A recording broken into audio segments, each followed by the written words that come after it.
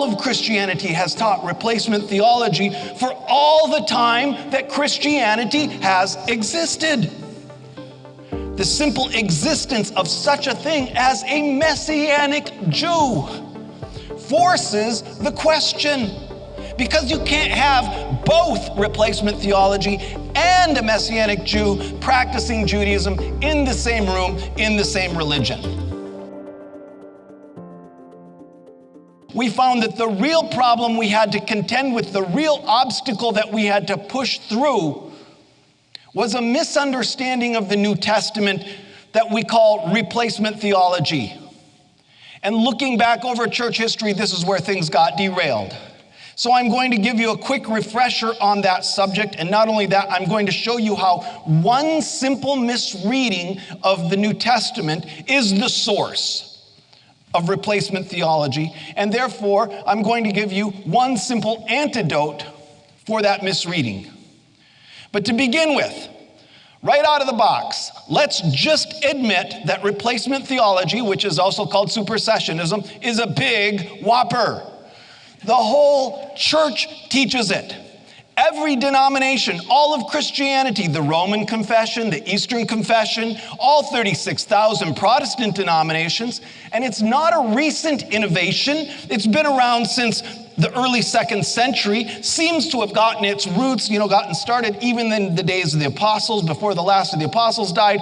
And it comes on fully developed and expressed by the time of Ignatius of Antioch, by the time Ignatius was writing. So that means all of Christianity has taught replacement theology for all the time that Christianity has existed. Which should not surprise us, because if not for replacement theology, there would not really be a separate, independent religion called Christianity that stands in antithesis to Judaism. In recent decades, Christian theologians have made remarkable efforts to challenge the assumptions of replacement theology. In 1965, the Vatican issued a statement known as Nostra Aetate, the Latin title for their declaration on the relation of the church with non-Christian religions. And in that larger work, the discussion on Jews and Judaism really made some great progress. The statement renounced anti-Semitism, renounced the allegations of deicide, and affirmed the Jewish people's covenant relationship with God. But it did not roll back replacement theology. It could not roll back replacement theology.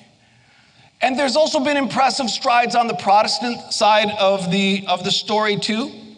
And recently, some really exciting stuff that we've talked about at past conferences coming out of the academic world through the emerging school of what's called post-supersessionist New Testament scholarship. Their interpretations of the New Testament support Messianic Jewish teaching and what we've been saying in Messianic Judaism. Very exciting, cutting edge. Even more significant, the miraculous rebirth of the modern Messianic Jewish movement, which just by its existence challenges the old status quo and demands re-examination of the premises of replacement theology. It's a theological revolution.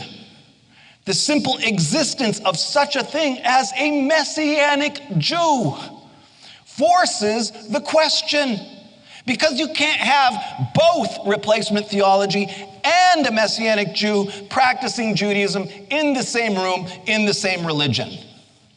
And this is where First Fruits of Zion started, of course, and this is our school of thought, this is our school of work and influence as a part of this revolutionary movement called Messianic Judaism.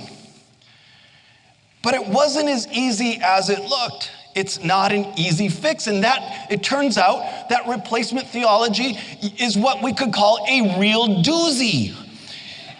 It's not a speck in the eye of the church, as if we're saying, here, my brother, let me remove that speck out of your eye.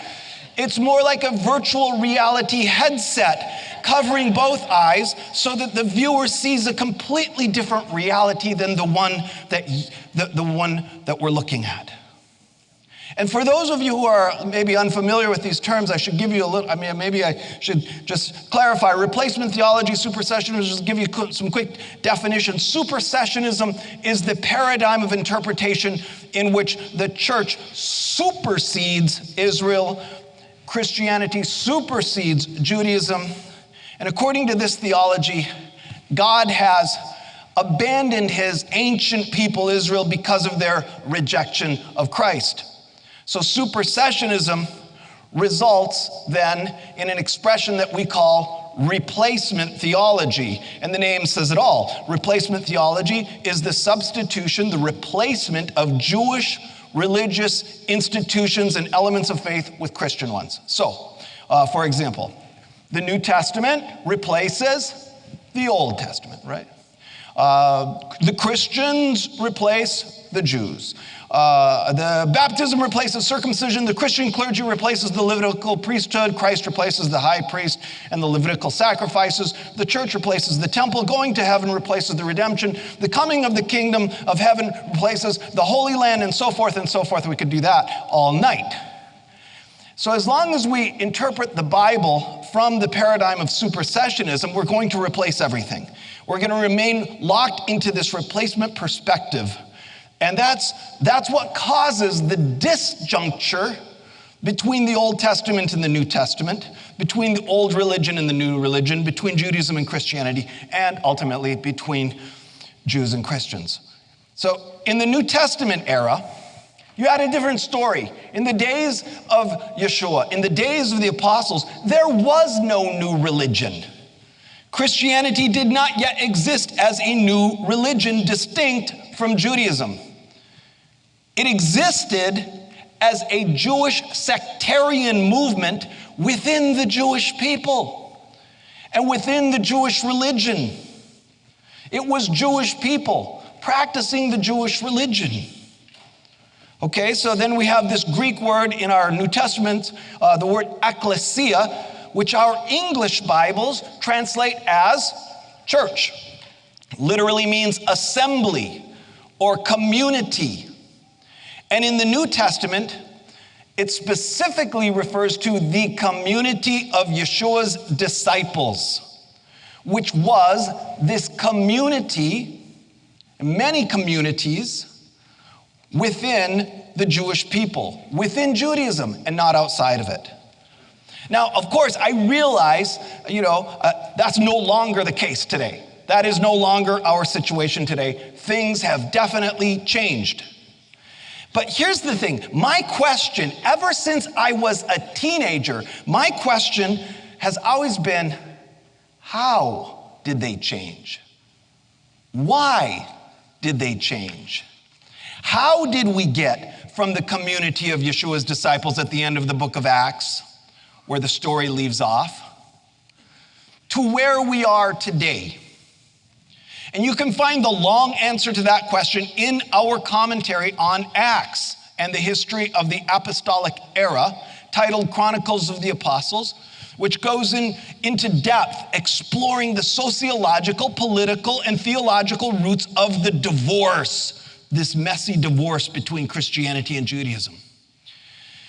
It had a lot to do with Roman persecutions and the Jewish revolts against Rome and their associated traumas. Today, however, I want to give you a shorter answer. I want to summarize all of that with a much shorter answer by pointing out a few things in the New Testament itself that paved the road for replacement theology. The problem starts with a simple misunderstanding of one guy, Paul. Yeah. We have evidence in the New Testament, right in the New Testament itself, when James, the brother of the master, and the other elders over the assembly in Jerusalem are warning Paul that he's already being misunderstood. And they say, hey, Paul, brother, look at how many thousands there are among the Jews who have believed, and all of them are zealous for the Torah. They've been warned about you. that you're teaching all the Jews who are out in the diaspora living among the Gentiles to forsake Moses, telling them not to circumcise their children, nor to walk according to the customs. So even in his own day, people think Paul's teaching some sort of heretical new religious supersessionism by teaching Jewish people not to circumcise their children and not to keep the halakha, the customs, right? Not to walk according to the Torah. Now, just so we're all clear on this, these are false charges. That's not true. That's not what Paul was teaching. And Paul himself goes on to refute this. If you keep reading the story in Acts 21, he goes on to refute this. But it begs the question, okay, so what was he really teaching that gave people this impression? This didn't come out of nowhere. How did people get this impression? What was he teaching? Well, we know what he was teaching because he never tires of telling us. We know it from Galatians and Romans and Ephesians and Colossians and Philippians, etc., etc. He was teaching Gentile disciples that they did not need to become Jewish and should not become Jewish. And he referred to himself as the apostle to the Gentiles, right? So he's like, I'm talking to Gentiles. If I'm talking to Gentiles because I'm the apostle to the Gentiles. That's what he would say. So his message was for Gentiles.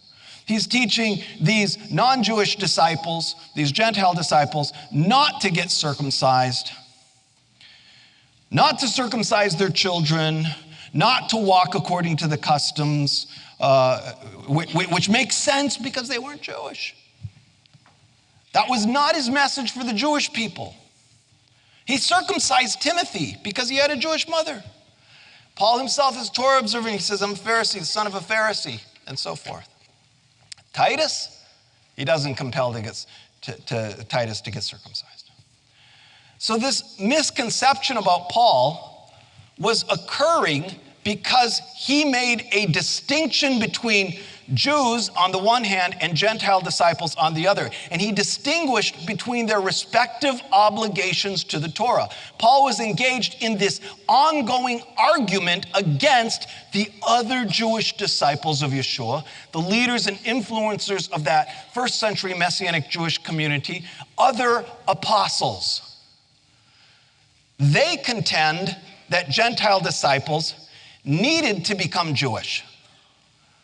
Paul argued against that majority consensus, arguing that not only should they not be forced to become Jewish, he argued that they should remain in the state in which they are called.